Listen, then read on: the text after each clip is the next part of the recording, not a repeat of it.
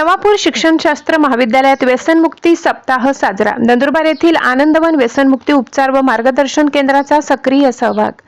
आदिवासी सेवा सहाय्यक व शिक्षण प्रसारक संस्थेचे श्री स्वरूपसिंग हिर्या नाईक शिक्षणशास्त्र महाविद्यालय नवापूर येथील राष्ट्रीय सेवा योजना विभाग आणि नंदुरबार येथील आनंदवन व्यसनमुक्ती उपचार व मार्गदर्शन केंद्र यांच्या संयुक्त विद्यमाने नुकताच व्यसनमुक्ती सप्ताह साजरा करण्यात आला।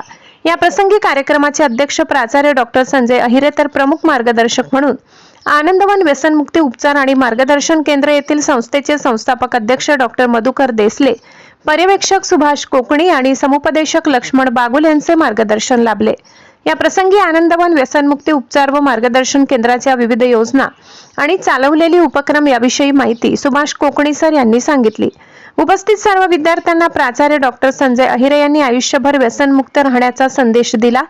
या कार्यक्रमाचे सूत्रसंचालन राष्ट्रीय सेवा योजना विभागाचे कार्यक्रमाधिकारी डॉक्टर नितीन कुमार माडी, प्रास्ताविक महिला कार्यक्रमाधिकारी डॉक्टर मंदा मोरे तर आभार डॉक्टर किशोर सोनवणे यांनी मानले।